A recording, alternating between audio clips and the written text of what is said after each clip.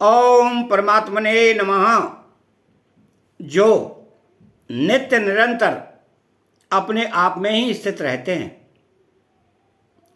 जिसके आश्रय से प्रकृति घूम रही है और संसार मात्र का परिवर्तन हो रहा है, ऐसे परमात्मा की तरफ दृष्टि न डालकर जो उल्टे बोलते हैं, उनका वर्णन आगे के 2 श्लोकों में करते हैं। अवजानन्ति मां मूढ़ा मानुषीं तनुमाश्रितं परं भावमजानन्तो मम भूतमहेश्वरम्। अर्थात परम भावमजानन्तो मम भूतमहेश्वरम, जिसकी सत्ता स्फूर्ति पाकर प्रकृति अनंत ब्रह्मांडों की रचना करती है, चर अचर स्थावर जंगम प्राणियों को पैदा करती है, जो प्रकृति और उसके कार्य मात्र का संचालक, प्रवर्तक, शासक और संरक्षक है, जिसकी इच्छा के बिना फल का पत्ता भी नहीं हिलता। प्राणी अपने कर्मों के अनुसार जिन जिन लोकों में जाते हैं, उन लोकों में प्राणियों पर शासन करते हैं। प्राणियों पर शासन करने वाले जितने देवता हैं, उनका भी जो ईश्वर मालिक है और जो सबको जानने वाला है, ऐसा वह मेरा भूत महेश्वर रूप सर्वोत्कृष्ट भाव स्वरूप है। परमम भावम कहने का तात्पर्य है कि मेरे सर्वोत्कृष्ट प्रभाव को अर्थात करने में, न करने में, उलटफेर करने में जो सर्वदा स्वतंत्र है, जो कर्म, क्लेश, विषाक आदि किसी भी विकार से कभी आबद्ध नहीं है, जो क्षर से अतीत और अक्षर से भी उत्तम है, तथा वेदों में और शास्त्रों में पुरुषोत्तम नाम से प्रसिद्ध है, ऐसे मेरे परम भाव को मूढ़ लोग नहीं जानते। इसी से वे मेरे को मनुष्य जैसा मानकर मेरी अवज्ञा करते हैं। तो मानुषीम तनुमाश्रितम, भगवान को मनुष्य मानना क्या है? जैसे साधारण मनुष्य अपने को शरीर, कुटुंब, परिवार, धन, संपत्ति, पद, अधिकार आदि के आश्रित मानते हैं, अर्थात शरीर, कुटुंब आदि की इज्जत प्रतिष्ठा को अपनी इज्जत प्रतिष्ठा मानते हैं, उन पदार्थों के मिलने से अपने को बड़ा मानते हैं और उनके न मिलने से अपने को छोटा मानते हैं।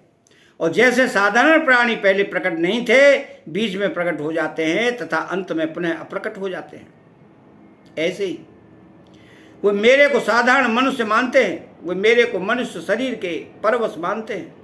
अर्थात जैसे साधारण मनुष्य होते हैं, ऐसे ही साधारण मनुष्य कृष्ण है, ऐसा मानते हैं।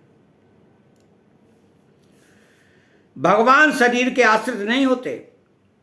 शरीर के आश्रित तो वही होते हैं जिनको कर्म फल भोग के लिए पूर्वकृत कर्मों के अनुसार शरीर मिलता है, परंतु भगवान का मानवीय शरीर कर्मजन्य नहीं होता, वे अपनी इच्छा से ही प्रकट होते हैं। इच्छया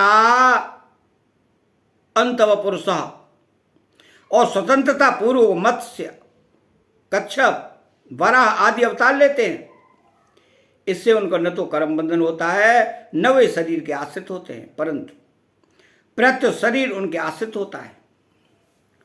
प्रकृतिम स्वामधिष्ठाय संभवामि, अर्थात वे प्रकृति को अधिकृत करके प्रकट होते हैं। तात्पर्य यह हुआ कि सामान्य प्राणी तो प्रकृति के परवश होकर जन्म लेते हैं तथा प्रकृति के आश्रित होकर ही कर्म करते हैं, पर भगवान स्वेच्छा से, स्वतंत्रता से अवतार लेते हैं और प्रकृति भी उनकी अध्यक्षता में काम करती है। मूढ़ लोग मेरे अवतार के तत्व को न जानकर मेरे को मनुष्य शरीर के आश्रय शरण मानते हैं, अर्थात उनको होना तो चाहिए मेरे शरण, पर मानते हैं कि मेरे को मनुष्य शरीर के शरण, तो वे मेरे शरण कैसे होंगे? हो ही नहीं सकते। यही बात भगवान ने आगे कही है कि बुद्धिहीन लोग मेरे अज अविनाशी परम भाव को न जानते हुए मेरे को साधारण मनुष्य मानते हैं, इसलिए वे मेरे शरण न होकर देवताओं के शरण होते हैं। अब जानन्ति माम मूढ़ा, जिसकी अध्यक्षता में प्रकृति अनंत ब्रह्मांडों को उत्पन्न और लीन करती है, जिसकी सत्ता स्फूर्ति से संसार में सब कुछ हो रहा है, और जिसके कृपा करके अपनी प्राप्ति के लिए मनुष्य शरीर दिया है, ऐसे मुझ सत्य तत्व की मूढ़ लोग अवहेलना करते हैं। वो मेरे को न मानकर उत्पत्ति विनाशशील पदार्थों को ही सत्य मानकर उनका संग्रह करने और भोग भोगने में ही लगे रहते हैं। यही मेरी अवज्ञा अवहेलना करना है। तो इस श्लोक में भगवान के प्रभाव का विशेष वर्णन हुआ है। भगवान से बड़ा कोई ईश्वर नहीं है, वे सर्वोपरि हैं, परंतु अज्ञानी मनुष्य उनको स्वरूप से नहीं जानते। वे अलौकिक भगवान को भी अपनी तरह लौकिक समझते हैं। कुछ लोग ऐसा मानते हैं कि भगवान श्री कृष्ण एक योगी थे, ईश्वर नहीं थे। योग के 8 अंग हैं: यम, नियम, आसन, प्राणायाम, प्रत्याहार, धारणा, ध्यान और समाधि। तो योग दर्शन द्वितीय पाद 19वां सूत्र, इनमें सबसे पहले यम आता है। यम 5 हैं: अहिंसा, सत्य, अस्तेय, ब्रह्मचर्य, अपरिग्रह। योग दर्शन द्वितीय पाद 30वां सूत्र कहता है, अतः जो योगी होगा वो यम का पालन अवश्य करेगा, अर्थात वह सत्य ही बोलेगा। अगर वह असत्य बोलता है तो वह योगी नहीं हो सकता। क्यों? कि उसने योग के पहले अंग यम का ही पालन नहीं किया। गीता में भगवान श्री कृष्ण ने जगह जगह अपने को ईश्वर कहा है। अतः अगर वे योगी हैं तो वे सत्य बोलते हैं। अगर वे सत्य बोलते हैं तो वे समग्र ईश्वर हैं, ये मानना ही पड़ेगा। अतः चैनल को सब्सक्राइब करें, बेल आइकन घंटी को दबाएं और कमेंट बॉक्स में जय श्री कृष्णा लिखें। बोले जय श्री कृष्ण।